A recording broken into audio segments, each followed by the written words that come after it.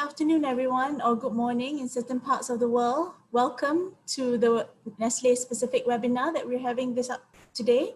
First of all, I would like to thank all of you for taking your time to join us today. It's going to be an interesting webinar and hope you find it so too. With me today, I have Keith Glasspool, our Chief Client Officer for Nestlé. We have Tara. Tara is the SIA Global Partner for Nestlé. She's based in the UK as well, similar to Keith.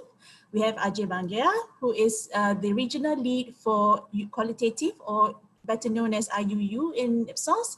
And myself, Nick Tasha, I'm based in Malaysia and will be your host for this afternoon. So without further ado, can I invite Keith to kick off the session? Thank you. Over to you, Keith. Thank you very much, Tasha, and thank you to everybody for taking the time to join us today. We're conscious that many webinars of this type are around at the moment, so thank you for your time. We hope that this one will bring you something distinctive and value to you, since whilst we do have a good deal of insight about what we've observed about human behaviour during the crisis, we're seeking with this to start moving on from that to anticipation of how much of this might stick in the longer term.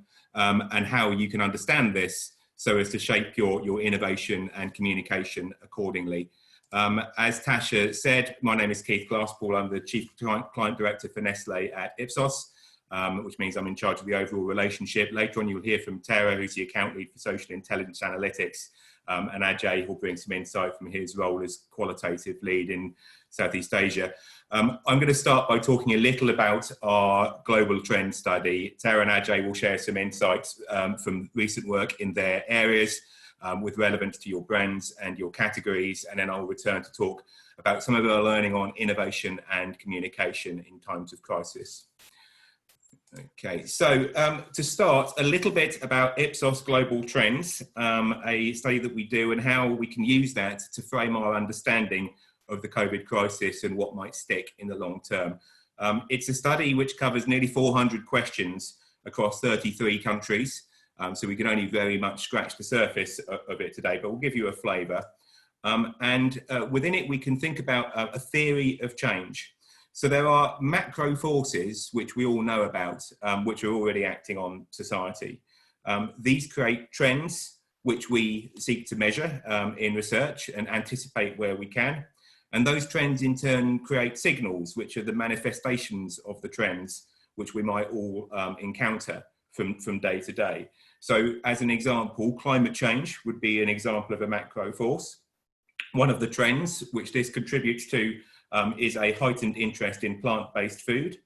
And an associated signal with that would be the launch of various products tapping into that trend. So obviously, at the moment, we have a shock to the system in the COVID-19, which creates a tsunami of system signals in itself, some of which, but not necessarily all, will lead to lasting change. So a few examples of this in different areas. We have signals which reflect caring attitude with sort of special shopping hours for the vulnerable, people out shopping for their neighbours. So will we still be showing this type of caring attitude and behaviour this time next year? On escapism and hedonism, we're seeing big growth in things like online gaming. On the more sinister side, there's a growth in some confrontational attitudes. In my own country, in the UK, we've had some reports of telecoms engineers being assaulted because of unfounded rumours about the virus being spread by 5G networks. And also there's a growth in bad science and bad advice, and influence is sharing that, such as inappropriate things to do with disinfectant, for example. So we can't predict with surety how any of these will translate into lasting change, and we might hope that some of them will last for longer than others. But even what we can say is that even with this avalanche of short-term change that we're seeing at the moment, the underlying attitudes and values will shift much more slowly. And if we understand those, that gives us a useful framework for considering how trends may play out in different groups of society. And even with a shock like COVID-19, it's going to take much longer to shift those underlying trends and macro forces before we arrive at a new normal. So if we think about it as we're measuring opinions, They change very fast, like ripples on the surface of water, whereas the attitudes are deeper and stronger, and like they're more like the sort of deeper tides of public mood, which are much slower to change. So within the study, we had 170 questions, which were grouped by analysis into 36 values. And these values are things which bring us together across nations and also divide us within our nations.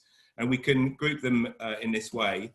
So on the bottom right here, the people that tend to cluster around this area, we could call them left behind. They're nostalgic, they're worried about the future, they're thinking about a rose-tinted past. Again, in the UK, we might consider a lot of people who voted for Brexit being here. We might consider a lot of people who vote for Donald Trump being here. On the other side, we have people who are a lot more positive about globalism and technology, and they were probably doing quite well out of life as it was before the virus. On the bottom left, we have a cluster of values which are more what we might call more conservative, or we might call flag and family, and talking about traditional gender roles, perhaps getting a bit tired of environmentalism. And opposite to that, we have values which perhaps more strongly held by younger people, more committed to gender equality, to LGBT rights, and that overlaps with the highest concern levels around climate. To demonstrate that these types of values don't change so quickly, here is a few examples from the UK where we have a lot of back data. And this is plotting over the 20 years during which internet penetration in the UK, which is the grey line here, grew from 13 to 93%, with all the changes that brought in terms of launch of social networks and so on and so forth. And we also had during this period the upheaval of the financial crash. And yet during all that change and during all those events of upheaval, you can see that these attitudes have barely changed at all. For example, the fear that technical progress is destroying our lives has barely changed at all, despite all the technical progress that happened in this time. So it's not that nothing will change, obviously, but we need to be careful about assuming that everything will change overnight, because the way that we react to things is very much influenced by these deeply held underlying values. And the values we can again group through analysis into 12 trends. Now, we're not going to go into detail of all of these here, and you can download the full report if you wish and contact us about finding out more. But just to pick out a few, we have on the top here, about just after midday on our clock, we have climate antagonism. So we have environmentalism and a reaction to that, very strong trend in society, obviously. We have conscientious health, which is obviously of importance to Nestlé. And a key one for brands is this one, which is authenticity is king. So under here, we have the sense of provenance, we have the sense of brand purpose, we have the idea of discerning consumption. And it is true that we've seen in recent research that most of us worldwide do think that it's possible for brands to be making money and doing good at the same time. One of the key values of authenticity is that is a sense that people want to buy brands which reflect their personal values. And you can see on this chart, you probably won't be able to read all the countries here, but these are all the countries involved in the study. We've picked out in red those that are in the AOA region. And you can see that this value is particularly strongly held, relatively speaking, in some of the AOA markets. So there is some evidence that what we might call traditional or established brands, such as some of yours, will benefit from this. And indeed, Mark Schneider mentioned this in your results presentation last week, in the sense that in times of uncertainty, many people will want to go back to established brands that they trust. And longer term, it's likely that we'll remember brands which were seen to do what we might call the right thing during the period of crisis. But this will manifest itself differently according to the distribution of the different types of values in your markets. So we've just scratched the surface of Ipsos Global Trends there. You can find out more on our website. And if you'd like to dive into more detail about the implications, there are different options for you to be able to do that, which we would invite you to contact us about. We also have a new paper, which was published this week, which talks about behavioural science and how some of the levers can be pulled which you can use to support behaviour changes around your category, which will be beneficial to your brands in the long term. So again, that's available online now. Okay, so moving on now more specifically to the virus itself and some of the effects that we've seen. We do week-to-week attitudinal polling, so we'll talk a little bit about some of the opinions that are in there. And then I'll hand over to Ajay, who will talk about how we can map how attitudes have been changing as the crisis has progressed and ideas for tapping into that.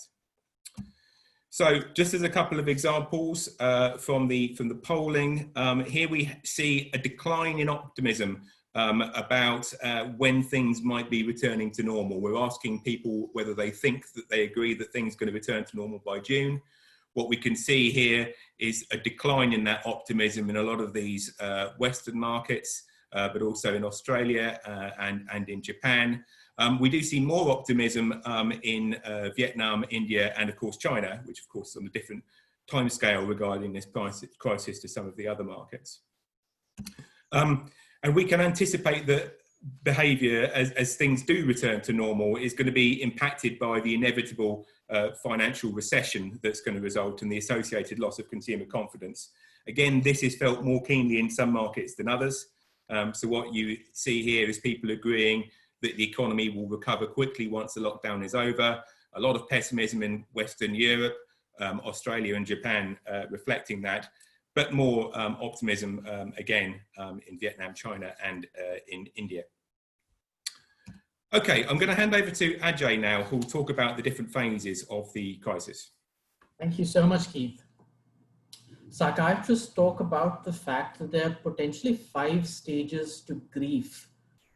Through our work, we've realized that there are around 6 stages to how consumers tend to cope with the emotional stresses that they face as they go through the process of acclimatization to COVID as a global pandemic. In each stage, their mindset and mantra tends to differ, and the role that brands can play also differs itself. Let me take you through each of these stages. And the first stage is that of uncertainty. It's very similar. Next slide, please, Keith. It's very similar to denial itself. If I was to just take a look at Malaysia as a country, you'd be able to see on the right-hand side the nature of and the degree of conversations on social media with regards to the virus. Pre-MCO times, these are relatively few, and then they balloon fairly quickly. The mindset at this point in time was the fact that, hey, we may just skip this entire thing. It may not impact us. Perhaps we don't need to worry about it so much. But this changes very, very rapidly. Next slide, Keith. What can brands do at this point in time? Well, the kind of messages that we see from brands tend to resemble that of pretty much public service sort of messages. So PSA kind of communication via their logos, via their print ads, via their communication itself. Brands encourage individuals to stay at home, to perform social distancing, so that they can keep safe itself. You see this from communication that has been put out by Volkswagen to Audi to Jeep to McDonald's as well as MasterCard. Next slide, please. The next stage is that of preparation. As I said, the mindset at this stage changes very rapidly. What consumers are looking for is a state of stability, a feeling of wanting to be in control. And this is where panic buying tends to set in. At this point in time, individuals want to hoard sanitizers, masks, toilet paper. I can understand that the first two perhaps are essential to keep individuals safe. But my theory on toilet paper is that it plays a role to allow individuals to feel a sense of control, which is where you see so much of hoarding taking place. Interestingly, what also happens at this stage is because there is a shortage of items on the shelf, consumers are not very precious about which brand they're picking up.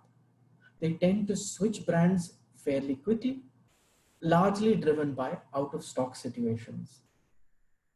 Next slide, please. The role here that a brand can potentially take is that of providing assurance, spreading positivity, or definitely avoid being seen as opportunistic. There have been several cases of individuals who have been penalized for hoarding fairly large amounts of sanitizers, who've been asked to donate these amounts, or where platforms such as Amazon itself have penalized individuals who are selling these products at a exorbitant profit margin. Coca-Cola also has talked about how it would go off for a while, go off air for a while. And again, my hypothesis here is that perhaps their media spends have largely been in terms of outdoors. But the intention here has been to try to use this message to reassure individuals, to express solidarity, to help them to feel a sense of calm. Next slide, please. We then quickly go into this stage of adjustment. Individuals have been at home for a while. They still need to perform their daily tasks, and a rapid stage of adjustment goes in where they quickly realize that the things that they did in the past will not hold in the present. They start to find hacks to try to figure out how they should be looking at things such as working from home. How would they look at perhaps trying to get their daily meals if they've been eating out? This process is where individuals tend to try to figure out what should they be doing in terms of prayers as well as parties itself. So we went through a stage where Easter was celebrated in home due to lockdown around Asia itself, where individuals started to use Zoom not just for work, but to bring together families and interact with each other. This is where we start to figure out how do we possibly look at living our lives during this period of COVID itself, during this lockdown period. My next slide in my next slide, I'd like to share with you an advert, something that Vodafone has done in Italy. The video may be a little bit choppy due to internet speeds, but I hope you can get the essence of what the brand has been trying to communicate.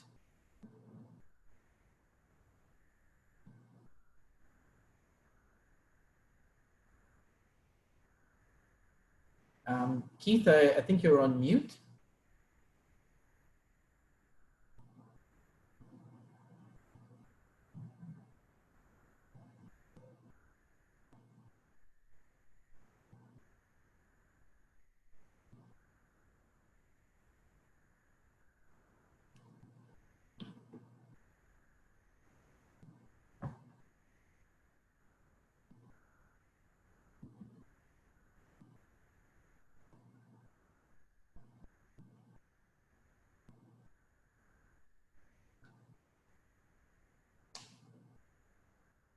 Right. Unfortunately, that video, the audio was on mute. But if you have the opportunity to Google it, you'd be able to see that the audio, the soundtrack to the video, is come together, and it references moments of everyday life and how they've changed during these times itself.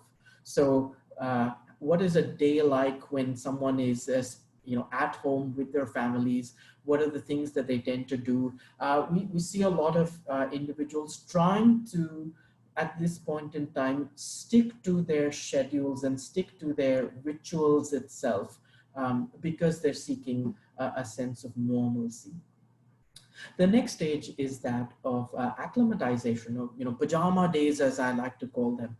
This is where individuals start to realize that they perhaps have far too much time on their hands, and they need to use this time a little more effectively. This is where they start to learn a new skill, pick up a new hobby, explore that interest.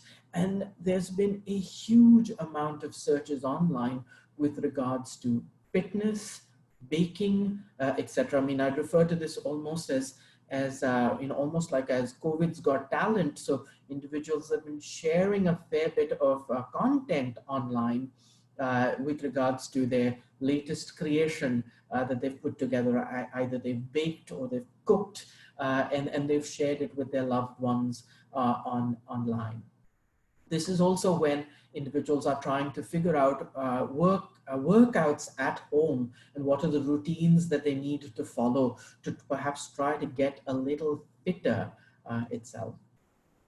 Next slide, please. And this is also where we see new behavior coming up. If we just take a look at China as an example, the amount of searches on coffee at home has gone up exponentially. It implies a new ritual, a new behavior that's coming up. We did a community, an online community in China. In fact, it was a study that was done for Nestlé itself to try to get a better understanding of what are the behavior changes that have occurred with regards to coffee. Now, Dalgona coffee is something that everybody has heard of and talked of, etc. And we'll share a couple of slides in the later stages of the presentation. But we also see that coffee has changed, not just from a we moment, but it also has transformed into a me moment. It's gone to the extent of replacing water, and the amount of coffee that individuals are consuming has gone up. We see individuals sort of matching it with Western style desserts, as well as trying to look at new creamers such as milk and milk powder, because they feel a sense of vulnerability, and milk is seen to offer that nourishing content. So some of the routines, some of the behaviors around coffee consumption itself have changed, and these hold opportunities for brands itself. Next slide, please. As I said, the other thing that we also see is with regards to nutritional content. What are people actually looking for? And when we ask them, has their diets changed? Are they looking to improve their diets? We see a large proportion of individuals wanting to spend more on milk, dairy, as well as yogurt products, because they believe that this would lead to a better diet, a balanced diet, and somewhere help with regards to immunity itself. We also see, again, in a country like Malaysia itself, the searches around baking recipes post-lockdown have grown exponentially. It, again, is an important opportunity for a brand to try to leverage these. Let me share with you an instance of what's happening in perhaps in Italy. There's a brand called, there's a service called Nona, which tries to bring together grandmothers and granddaughters, where the grandmom then teaches the granddaughter on how to put together a bowl of pasta and how to make pasta from scratch itself. It's a wonderful opportunity that a brand can leverage to encourage individuals to cook at home, to instill a new set of skill sets, to ride a new behavior being established, and insert the brand in that behavior itself. Next slide, please. We then get to a stage of endurance, which is where consumers go through this mindset of, oh, I can't take this anymore. Get me out of here. I don't want to stay at home. I love my family. I don't think I can stand them anymore. And we see divorce rates in China starting to increase post-COVID periods itself. There's the same is the case in Australia. In Japan, there's often a new service being launched which offers spouses a coronavirus accommodation itself. So it's an opportunity to spend some time away from the family and recoup, get your own me time, where working from home was potentially a stress in the earlier half of getting used to the COVID situation.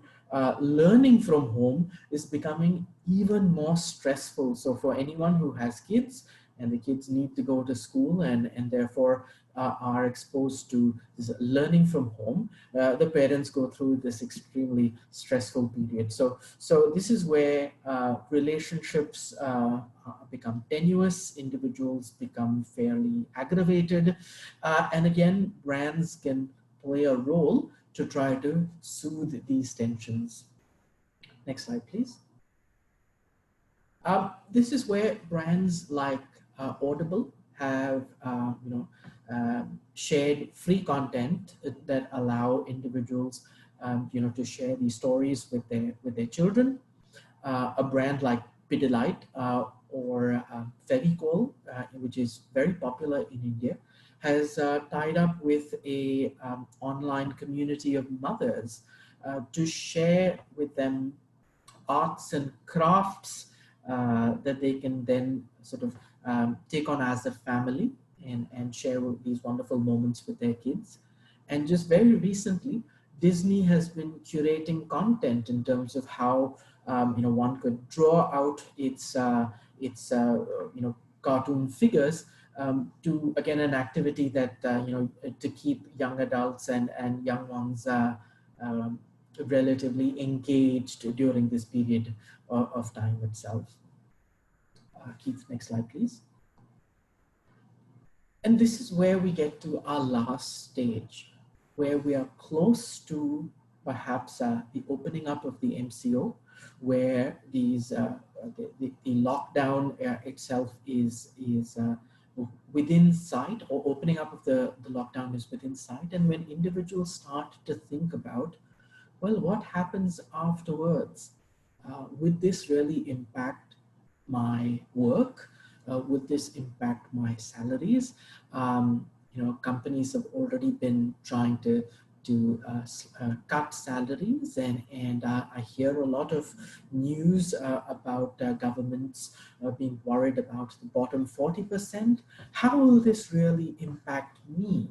And there's a fair degree of anxiety around perhaps having to get used to a slightly smaller purse, having to reevaluate one's lifestyle, having to reevaluate one's concerns, and how one has been spending on brands.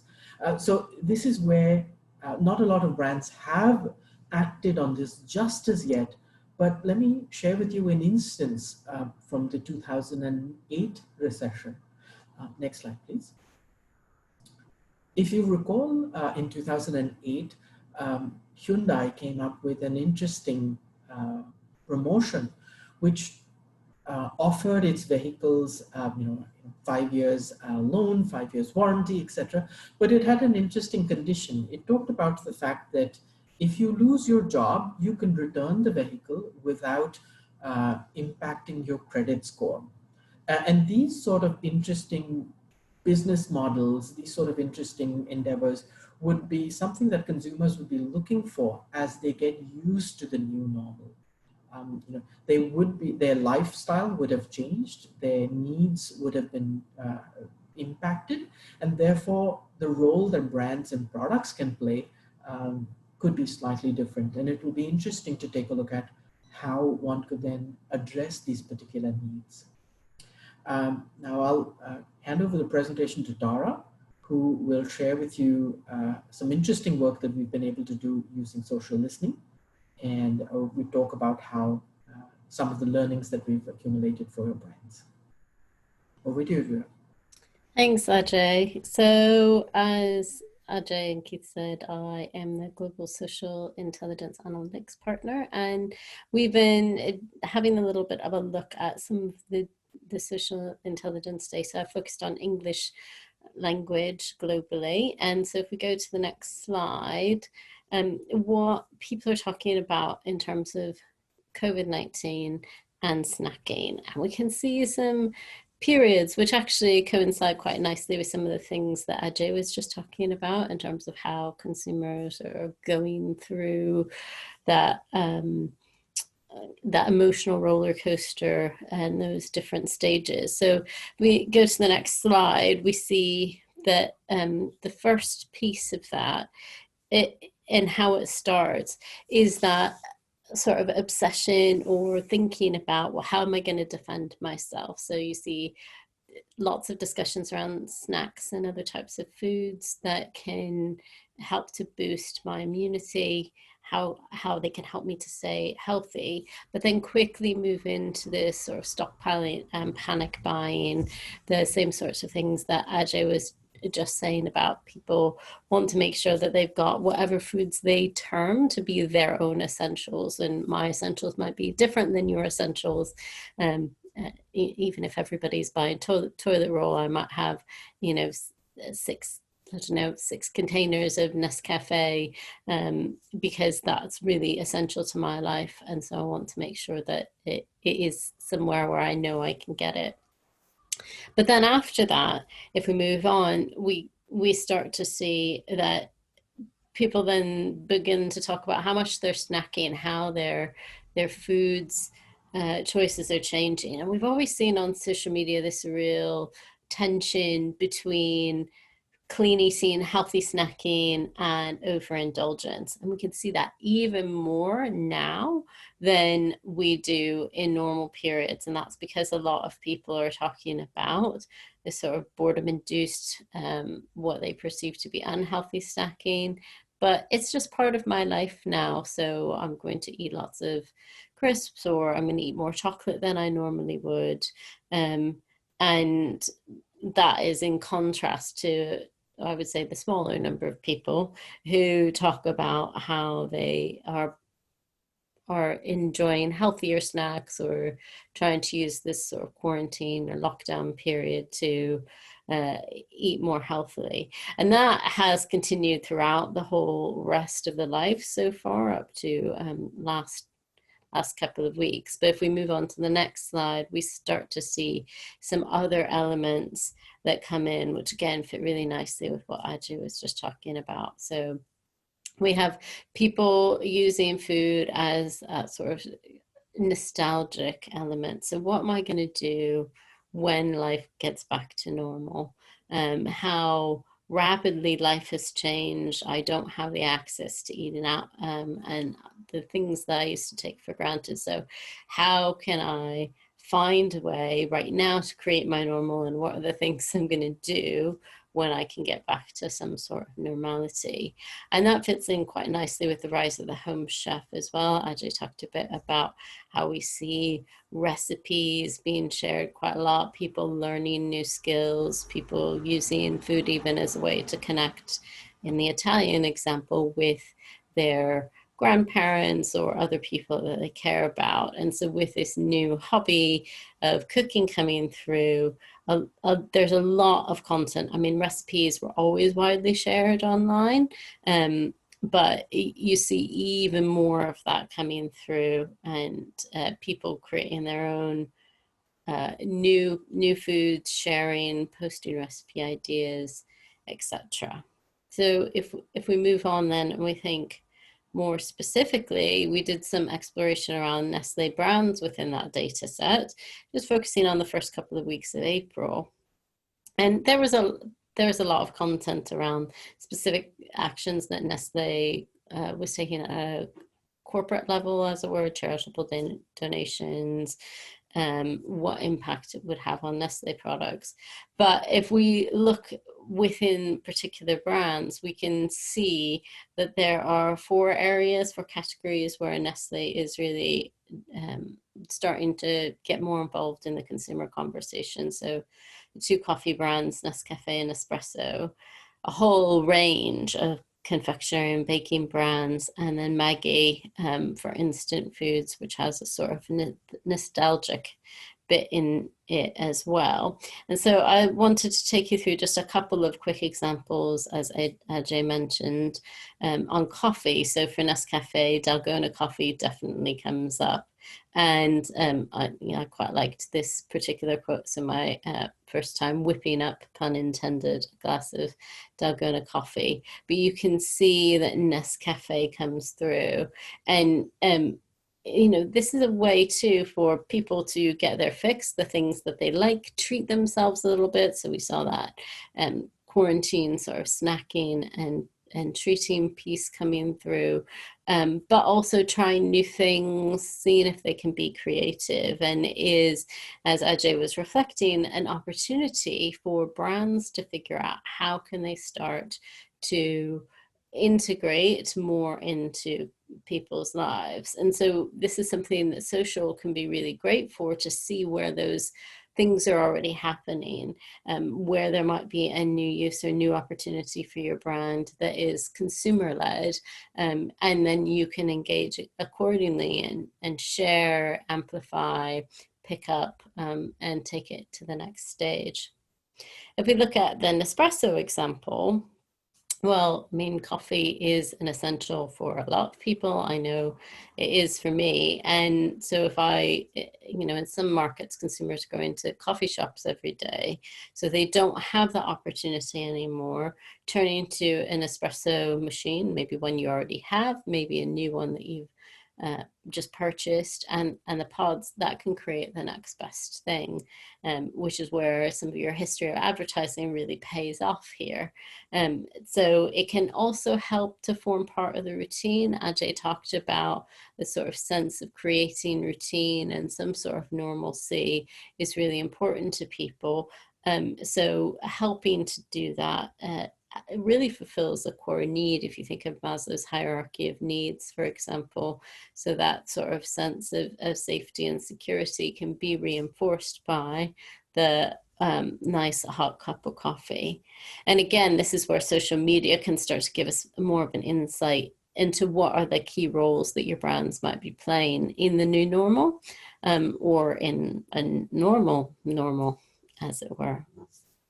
So this is something then, if we move to the next slide, that we can look at lots of different angles of social intelligence. So I put up a couple of examples of things that we can do specifically around COVID, but there's loads more here. I'm not going to go into detail. Loads more that we can do locally to help you. So please do get in touch if you want some more information about that. I'm going to hand you back over to Keith now, who's going to take us through the next section. Thank you very much, Tara. So to round off, we're just going to talk about some of the learnings that we have from past and present about innovation and communication in challenging times. So starting off with innovation, one advantage for testing innovation ideas at the moment is that our approach is based on a comparison made in the here and now against the respondents' most often used product, which means that the context around is consistent for both observations, and you're not so reliant on a database of past observations. And we see this recently in some testing for Nestlé in the US, where concepts were tested in January and again in March following the start of the crisis. And what we saw with those concepts was stable results, but slightly higher in absolute terms. And this reflects our broader learning, consistent with what we saw in the 2008-2009 financial crisis, that suggests that people are more open to innovation in times of crisis. So whilst we know that this crisis is vastly different to the previous one, there is still useful learning to be had about likely reaction to innovation ideas during the recession, which it seems inevitable will follow. So just a few examples of that. One is that people's current product, when they rate that, it tended to be rated as less relevant during the last financial crisis, perhaps because things have changed, so there's heightened sensitivity towards something different and more opportunities for innovation. Secondly, what we see is that, as I say, people are more open to new innovations. We saw during the last crisis higher trial potential for new products. And again, perhaps because of their usual habits being disrupted and people being more open to new innovations.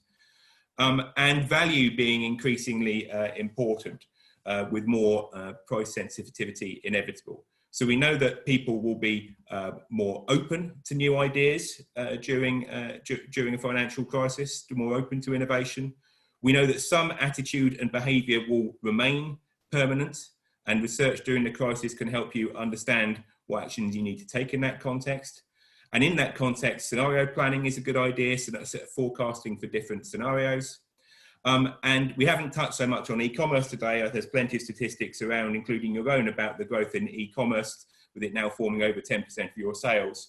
But understanding behaviour at virtual shelf also becomes more important.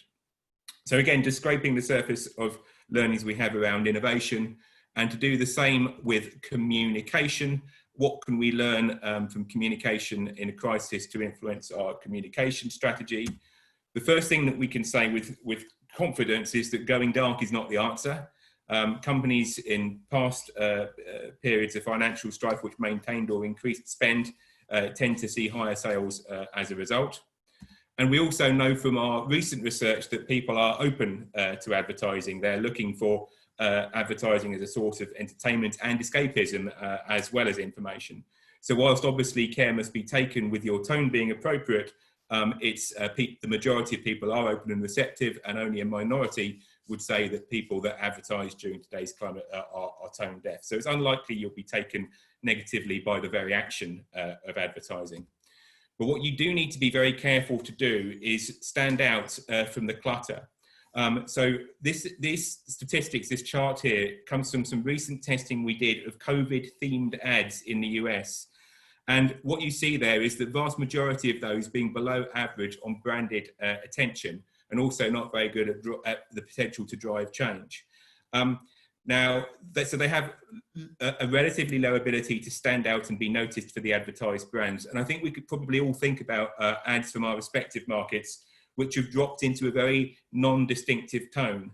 And again, there's a video which I won't attempt to play, but you might like to Google later on, every COVID ad is the same, for an amusing montage showing how multiple ads from multiple advertisers in multiple categories are all using the same tone, the same words, the same somber piano music, having references to being there for you, and so forth. So the Vodafone ad that we saw, even if we didn't hear it earlier on, was an example of an ad which stood out as being distinctive, but not appropriate, because it was more upbeat, it was more positive, and it was tapping into the reality of people's lives. So be careful not to settle into a morass of sameness and not standing out. And that's particularly important for Nestlé, because what we do for Nestlé each year is an annual meta-analysis of all the hundreds of ads that we test for you in the course of the year. And if we look at all those ads together, even if we look at the ads which subsequently went on to air, which is what this data is based on, Nestlé ads tend only to be average relative to the market for cutting through and driving attention for the brand. They tend to be much stronger on terms of persuasion, in terms of driving positive impact for the brand. So you have good stories, but you sometimes struggle with your advertising to cut through and get attention for the brand. So it's something which is important to bear in mind as you're developing communication, how important it is to drive that attention and stand out from the surrounding noise. And we can build on that from the learnings that we have for testing hundreds of Nestlé ads worldwide each year. So what you can do is you can, we have the learnings from our database for you. We can also download this paper, and what you'll see there is what you can gain from being authentic and faithful to your brand, being true to your brand, finding the right story and tone to gain attention.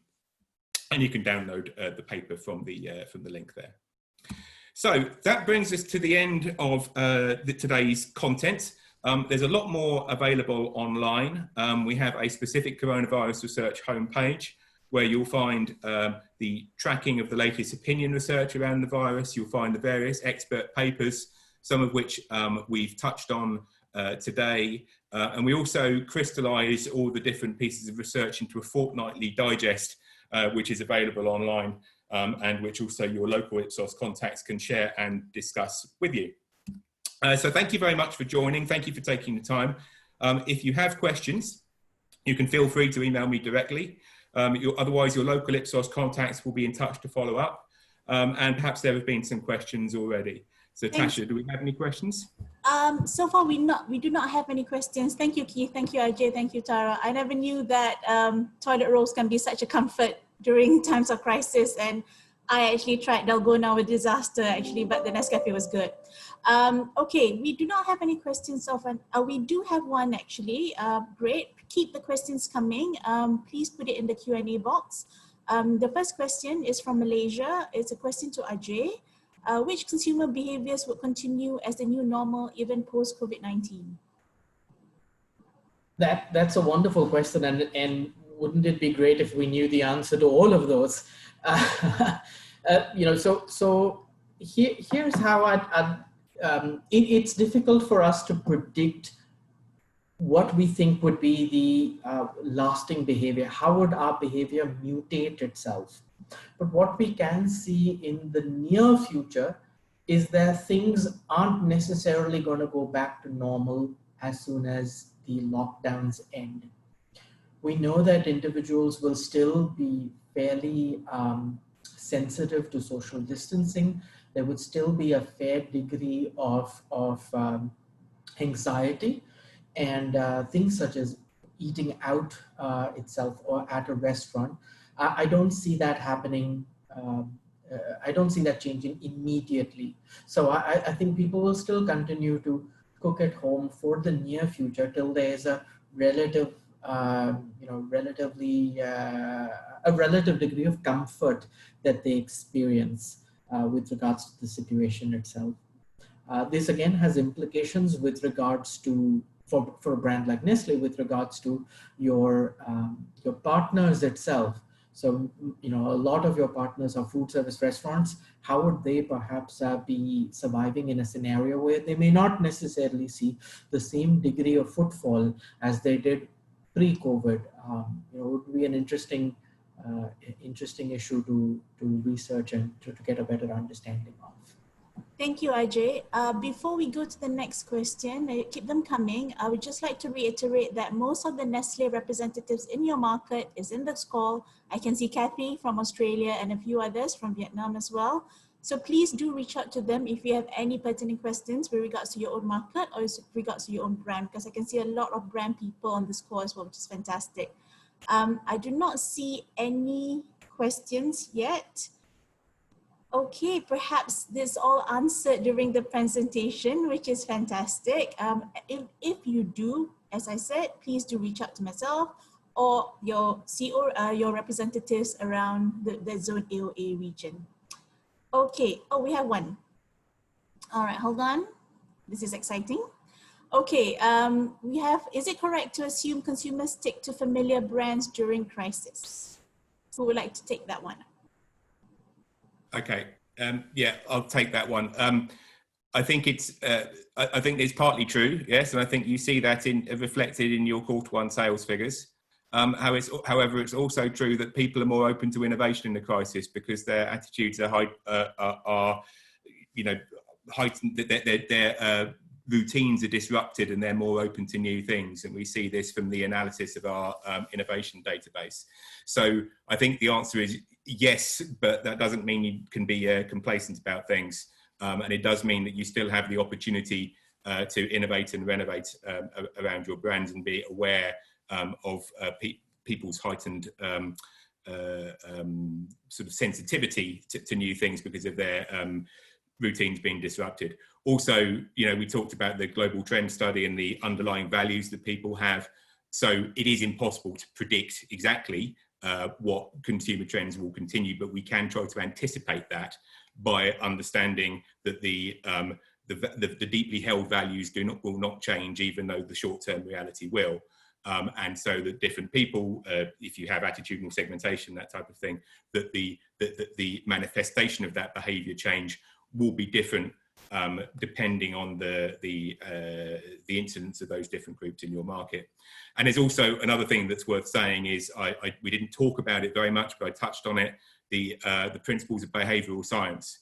So there's a whole lot of new behaviors going on at the moment, and if you can tap into those and ritualize those around your categories and brands, then you have more of an opportunity to turn those into longer term behaviors. So if you think, the best example of that is have a break, have a Kit Kat, right? So if we can take the opportunity to generate some more habits and behaviours in much the way that Vodafone ad from Italy was trying to do, then again, that's the kind of way with whilst we can't predict what behaviours will continue, we can at least try and influence them to our advantage. Thanks, Keith. And I think just to reiterate your point and all the panelists' point earlier is that what we have presented today is just a fraction of what research is able to do from the consumer, from SIA, but of course that will be filtered through and through the kind of research that you're already doing, for example, with Ipsos in terms of your tracker and all that, that can be very useful. We don't seem to have any more questions. I like it when webinars finish on time or a little bit earlier. So I would like to thank the panelists again, and thank you so much to all the Nestlé attendees that make time today. We hope to see you again at another session. And on behalf of Ipsos, Keith, Tara, Ajay, and myself, we wish you a happy and good and stay safe day, and keep safe, and speak to you soon. Bye-bye, everybody. Thank you.